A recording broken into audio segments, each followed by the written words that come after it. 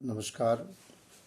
पीताम्बरा ज्योतिष चैनल में आप सबका बहुत बहुत स्वागत है। दर्शकों, खरमास दोपहर में 12:46 से प्रारंभ हो जाएगा।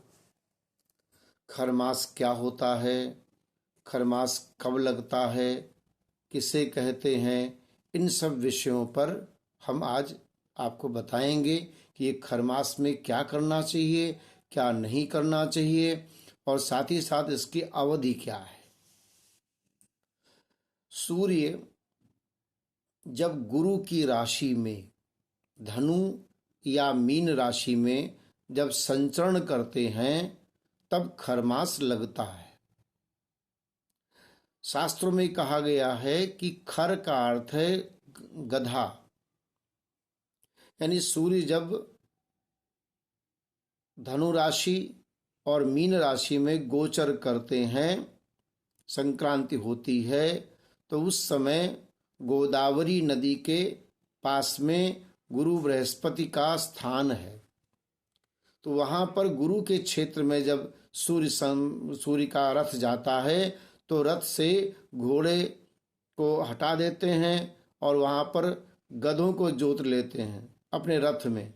वहाँ उतरकर गुरु को प्रणाम करते हैं। उनकी चाल मध्यम पड़ जाती है, इसलिए खर मास कहते हैं।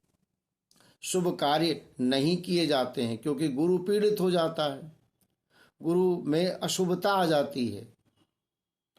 तो इसलिए मीन संक्रांति 14 मार्च दोपहर 12:46 के बाद से प्रारंभ होगा और 13 अप्रैल 2024 सायंकाल 9:21 तक, कहीं कहीं 9:15 लिखा भी है, खरमास रहेगा। खरमास में विवाह, मांगलिक कार्य, मुंडन, गृह प्रवेश, गृह निर्माण, कोई नया कार्य बिल्कुल नहीं करना चाहिए क्योंकि गुरु अशुभ हो जाते हैं, पीड़ित हो जाते हैं।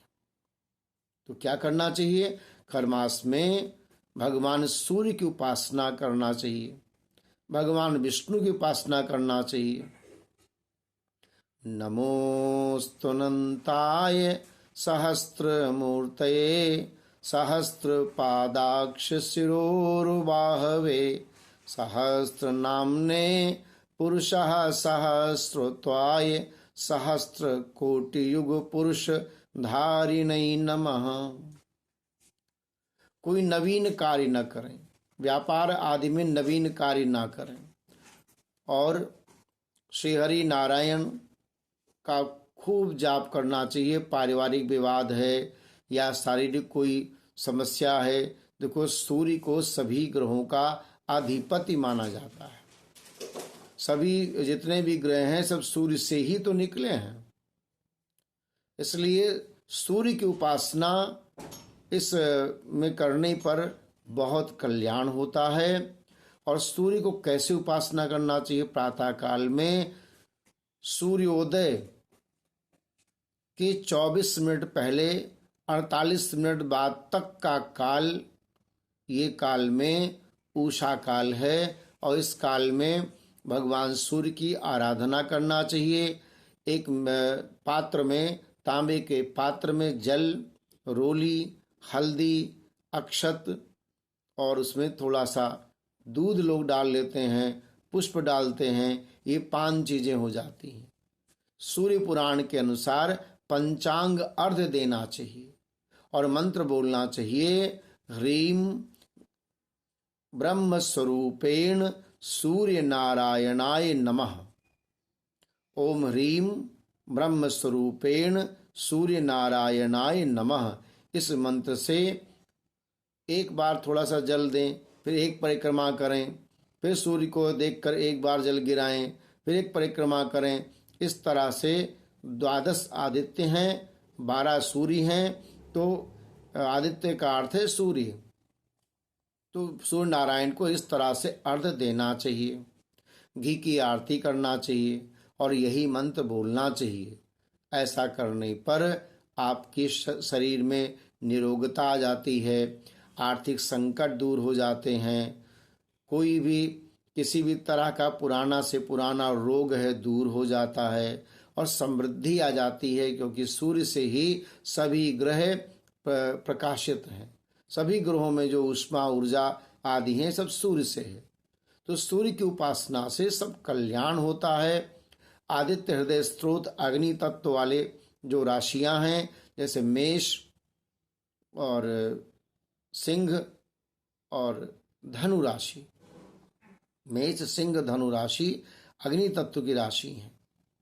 तो इन लोगों को सूर्य नारायण को अर्घ्य देना चाहिए और आदित्य हृदय स्त्रोत का पाठ करना चाहिए। पृथ्वी तत्व जो वृषभ राशि, कन्या राशि और मकर राशि है, ये पृथ्वी तत्व है। इन लोगों को अपने सूर्य नारायण को अर्घ्य देते समय उसमें पीला पुष्प और अक्षत जरूर डालना चाहिए। वायु तत्व की जो राशियां हैं, मिथुन, तुला, कुंभ राशि, इनको सूर्य नारायण का अर्घ्य देना चाहिए और अर्घ्य देते समय थोड़ा सा काला तिल जरूर डालना चाहिए जल में, बहुत कल्याण होगा। जल तत्व की राशियां जैसे कर्क राशि, वृश्चिक राशि, मीन राशि, ये जल तत्व की राशि है। इनको जल तत्व अगर ये बैलेंस रखें, यानी खूब प्रातः उठकर जल पिएं, तो इनका कोई बीमारी नहीं होगी और बहुत उत्तम होगा। और सूर्य नारायण को जब अर्घ्य दें तो जल में थोड़ा सा दूध, मिश्री, पीला चंदन और पीला पुष्प डालकर दें तो शारीरिक, मानसिक, आर्थिक बाधाएं दूर होंगी, बहुत कल्याण होगा।